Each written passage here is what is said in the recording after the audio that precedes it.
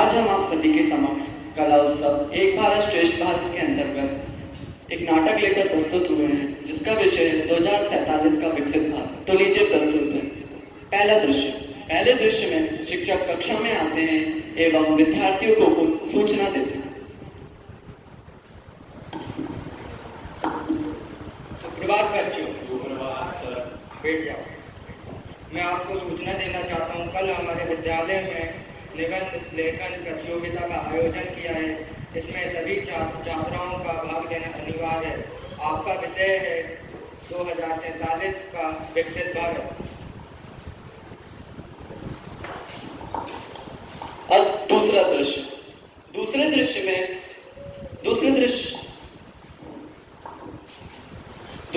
में शिक्षक के जाने के बाद विद्यार्थी आपस में कुछ वार्तालाप करते हैं।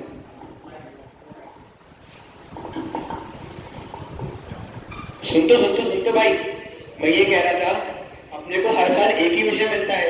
पिछले वर्ष भी यही विषय मिला था, इस बार भी यही विषय मिला। भाई तेरी बात तो सही है, पर 2047 में ऐसा क्या हुआ होगा जो हर बार 2047 ही मिलता है? 2049 या 2050 क्यों नहीं मिलता? भाई मुझे लगता है आजादी को 100 वर्ष पूरे हो जाएंगे, इस कारण यह वर्ष मिलता होगा विषय। भाई तेरी बात तो सही है। भाई एक बार सोच के देख, अगर अपन लोग टॉप विद्यालय में पढ़ रहे होंगे तो कैसी पढ़ाई होगी, शिक्षक कैसे होंगे।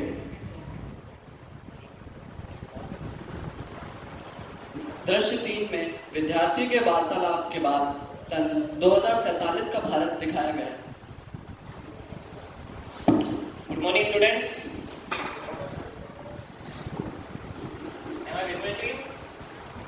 Sit down.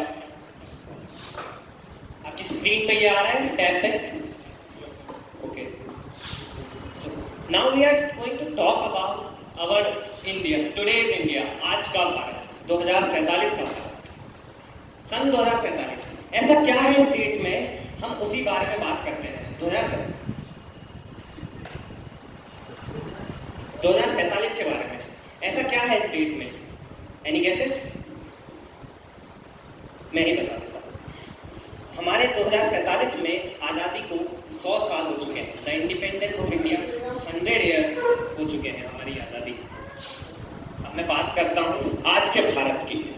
आज के भारत की, हमारे देश की जीडीपी ग्रोथ रेट है 13.7%, जो कि अगर हम 25 साल पहले कंपेयर करें तो तब की ग्रोथ रेट थी 6.5%, लगभग double.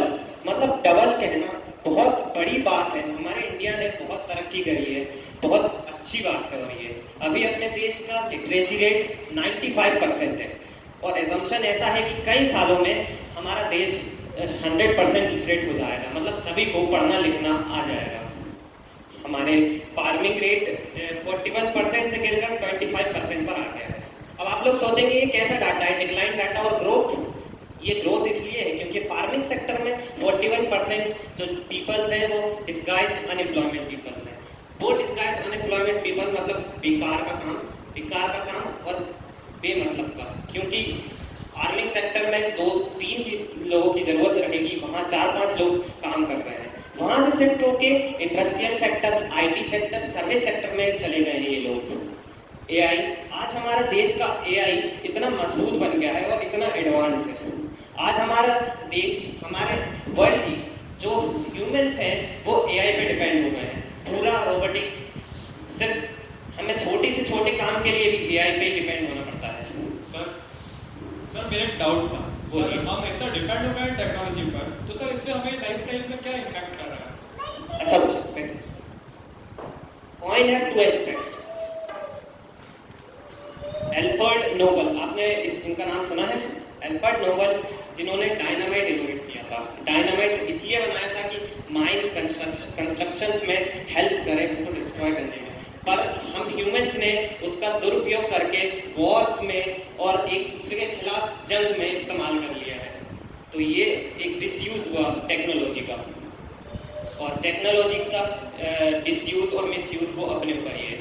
Technology is blessing and curse both for us. Thank you बच्चों, आज की क्लास यहीं तक।